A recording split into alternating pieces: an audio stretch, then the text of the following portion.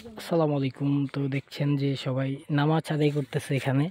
এখন ওরা পুনরায় মিলন হয়েছে ওনাদের আবার। ছোটবেলায় সবাই একসাথে লেখাপড়া করছে, তো এখন সবাই আবার এই এই বয়সটা এসে একত্র হয়েছে, সবাই একত্রে।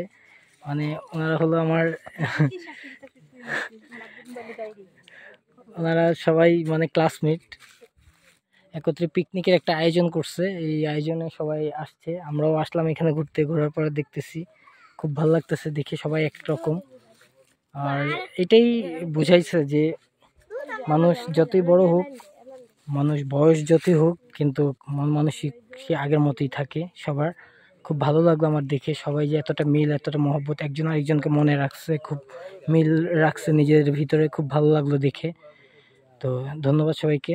ওনারা সবাই হলো ক্লাসমেট, একটা পিকনিক আয়োজন করছে। সবাই কিন্তু এখানে অনেক বয়স হয়ে গিয়েছে, তারপরেও নিজেদের ভিতরেই নিজেরা খুব মিলের মধ্যে রয়েছে আর কি। খুব ভালো লাগলো দেখে। ধন্যবাদ আপনাদের সবাইকে। কেমন হলো অবশ্যই জানাবেন।